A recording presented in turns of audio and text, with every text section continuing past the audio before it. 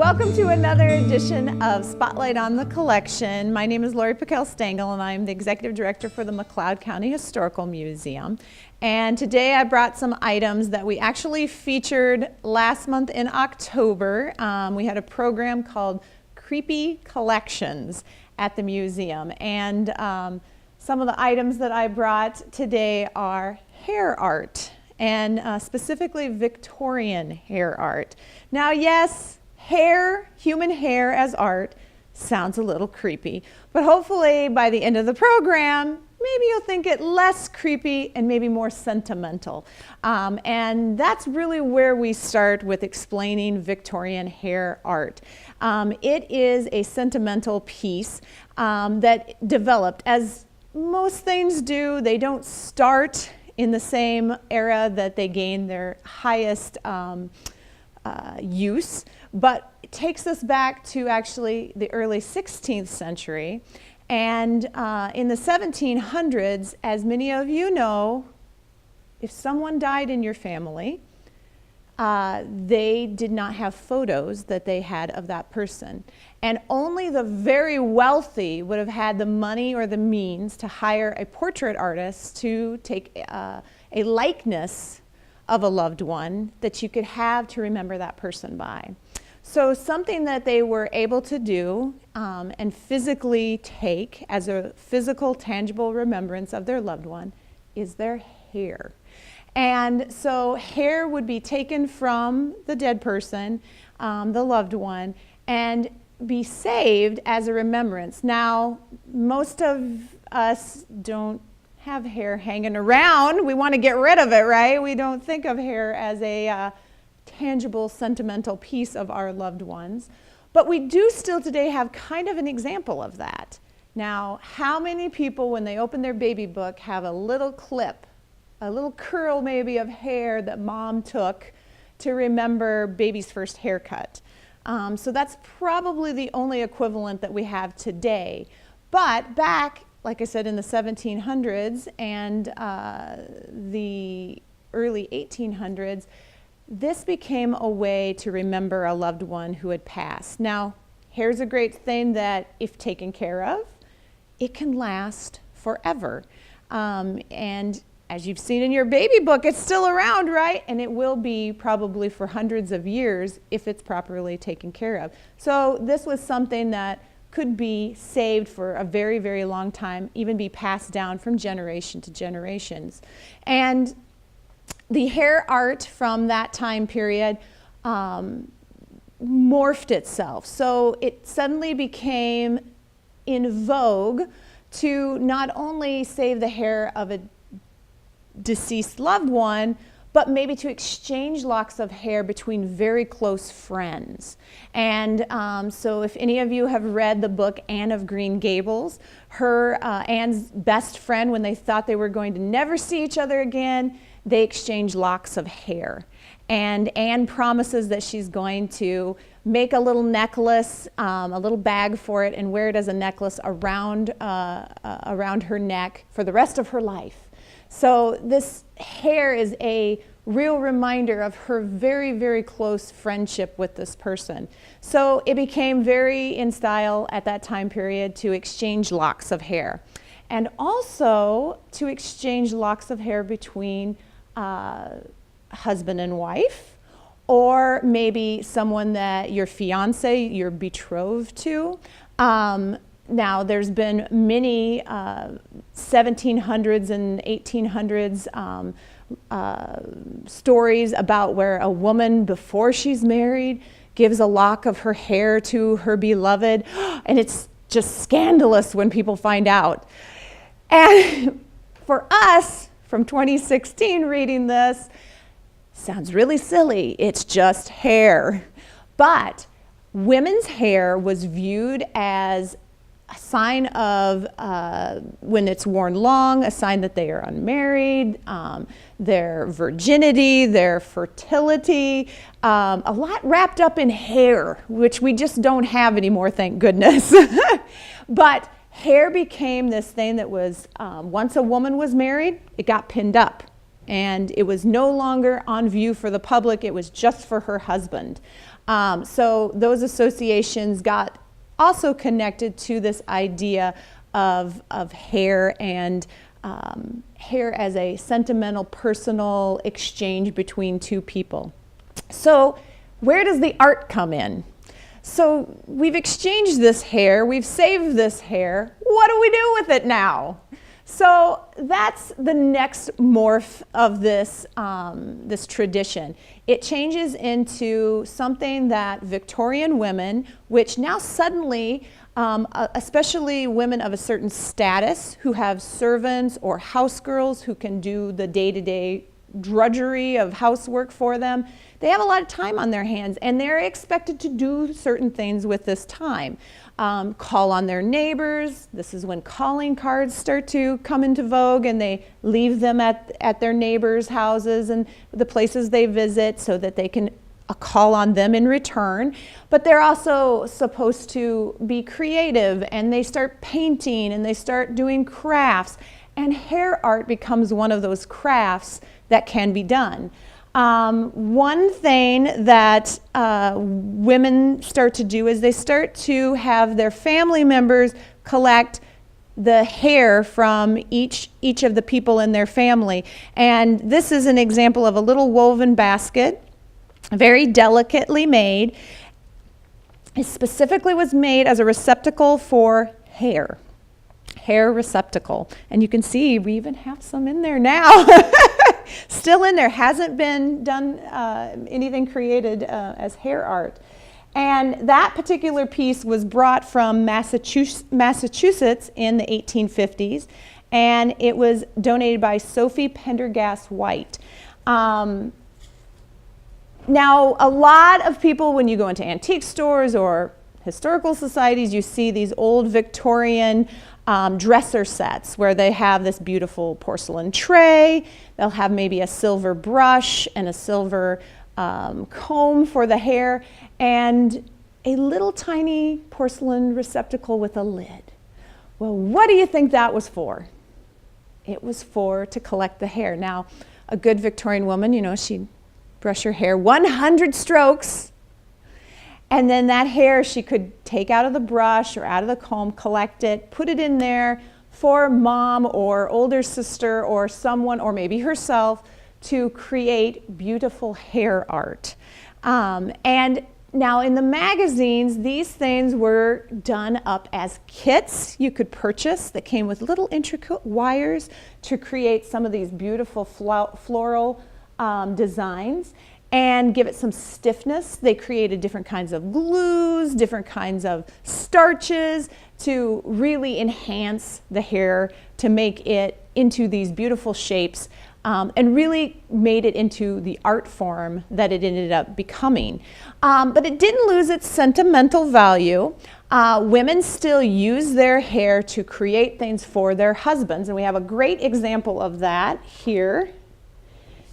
And this particular piece I really love because you can't even really tell that it's hair. I mean, I never ever would have guessed that this is human hair. And it's so intricately woven into a braid. It really is quite a work of art. And this particular piece, this is a watch fob, and it's made of human hair, obviously. But it was done for Jesse Benson, and it was a wedding present from his wife, Ella Dixon. And the fob was made, this part of his hair and the rest was brass, and this is actually a little locket, and it has inscribed on the back his initials. And so this became a very personal, sentimental piece that could be handed down in their family, but showed that very personal connection between a husband and a wife. Now we have more examples of personal pieces in the museum's collection. This one was donated in 1986, and at that time, the information says it was 75 years old at that time, and it is a hair corsage. And it came from Harry Howe, and it was basically the hair of the entire Gunderson Halvorson family of Bergen Township. So each one of these flowers, I don't know if you can zoom in on that, but each one of these pieces of hair comes from a different family member. So this is where we see a lot of families, so not just one person's hair, but a whole group, a family of hair woven together. And this piece is actually a corsage that you would wear. So you could see maybe a grandma wearing it with all the family's hair as a representation, sentimental piece of the entire family.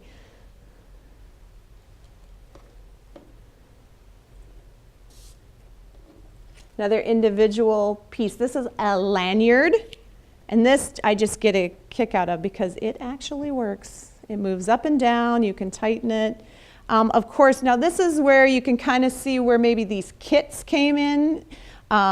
You could subscribe to magazines, and they would have pieces that you could buy. So this is a little round piece that you could weave the hair around, and then this is just a really tight, intricate braid, but it seems like it might have been stiffened with some sort of starch or glue.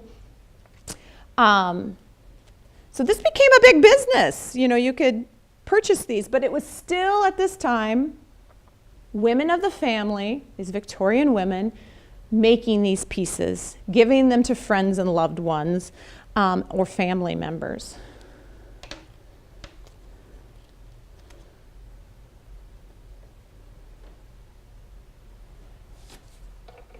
They got very elaborate, and this is a really cool piece that actually is a little older, probably one of the older pieces of Victorian hair art in our collection. And this piece really shows that transition from the early idea of hair art, you know, taking it from someone who's passed away as a remembrance for mourning, to the creativeness, the artsy, you know, part of it. And this is actually the hair of William Bonnewell. And William Bonnewell, the Bonnewell family is very well known in Hutchinson as founding family. And William is buried actually out in the cemetery here in town. And this hair was taken from him when he passed away. And this is a mourning piece. Now, Victorians had all sorts of rules about a lot of things, and death was no different. Women had to wear a certain color of clothes, black or partially dressed in black if they were in half mourning. If they were in full mourning, they'd have to wear all black with a veil. And so there were certain expectations, especially of women, because their clothes were very recognizable, where men, they wore a suit.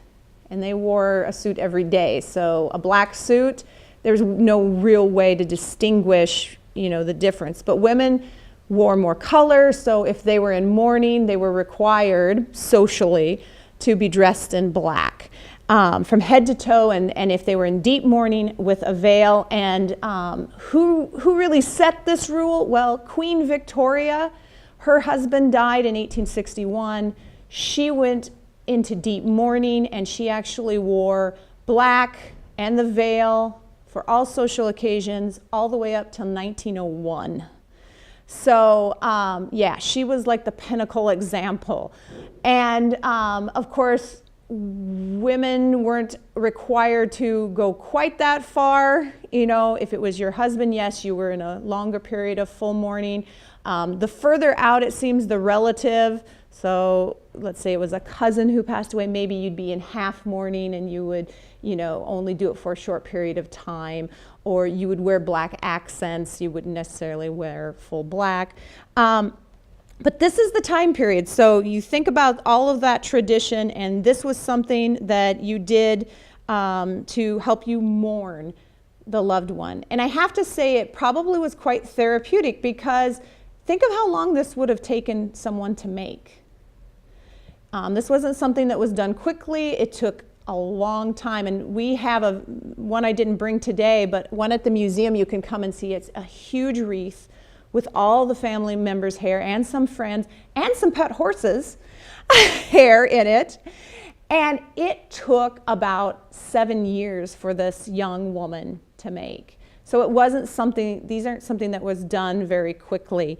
So as you would create this piece, I am sure she thought about William and his life and the connection between the two, and him and the family. So it was probably a mourning process. It was a way for her to work through her grief, and I'm sure a lot of women used it that way. Now, one thing you'll notice between this one and the next one that I'll show you is how it's set up. You can see the beautiful satin that's surrounding it, and it's all pleated. What does that remind you of if you think of death? They actually would use the coffin material to line this piece as well. So it is like almost like a little interior coffin for the hairpiece to be resting in.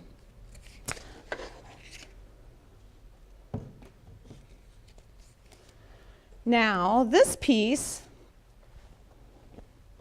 is the next iteration of the ladder. Now, this doesn't have obviously the coffin-like lining. It's just a plain muslin lining.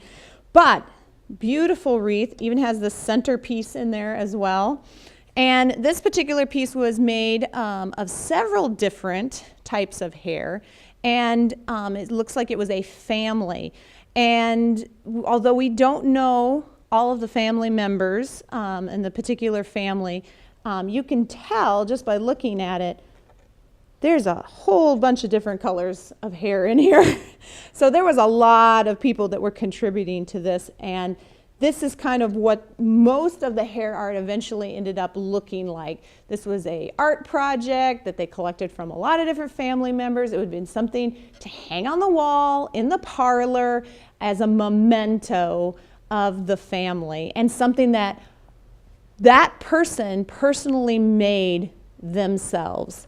And it was a conversation piece, which Victorian women, when they had guests over, were required. It was not polite to talk about politics or money, or a lot of things were not okay to talk about and for women. And so they had to have conversation pieces that they could talk about. Well, what better than your lovely family's hair art that you created yourself? And oh, what kit did you get? What magazine did you learn how to do that from?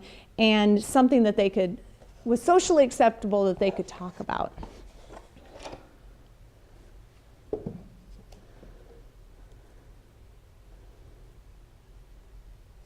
Here's another little, we don't know if this is a corsage piece or not, or if it's just decorative, but I have a feeling that it probably was a corsage, but was then pinned to this piece later.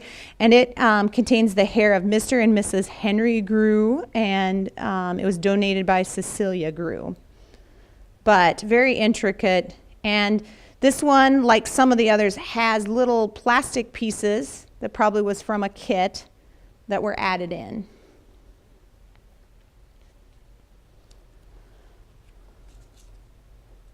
So why on earth would we ever stop making this lovely hair art? Besides that, yeah, it's still kind of a little creepy. Well, for one thing, as far as when people passed away, you know, we had photos of these people now. It was cheap to get a photo. Everyone had photos taken of their family members. That was a more tangible, easy way to remember a loved one rather than through, you know, physically removing a piece of them, their hair. The other big thing, and probably more importantly, that changed hair art was the economics of the time. So in the Victorian era, you still had people making everything pretty much themselves. Women either had a seamstress come in who made their clothing for them and their families by hand, or they did it themselves, just like they made their own hair art. But with this Industrial Revolution, you now suddenly had goods that were available. Everything got shipped out to cottage industry, and no one did anything themselves. Well, hair art had the same thing happen. You don't have time to make your own hair art. Send us your hair from your family members. We'll have it made up into this beautiful piece, and we'll send it back to you. Well, how do you know it was really your family member's hair? And it became less personal. And especially in the jewelry industry, the elites started to look down on it as something hokey that, just rural people did. And it became unfashionable anymore. So it faded away. But luckily for us at the Historical Society, we still have these beautiful pieces in our collection to remember this part of our history and to remember Mr. Bonnewell and all these family members because they accomplished exactly what they set out to do, to remember these people, and we will forever remember them as well because we have a piece of them right here in our collection. So I encourage you to come to the museum. We have more examples of hair art there and a lot of other creepy collections that you might find at the museum, but hopefully after you learn a little bit more about the collection, it's a little less creepy and a lot more interesting. So I hope you will come and visit us at the museum and learn more about hair art and McLeod County history.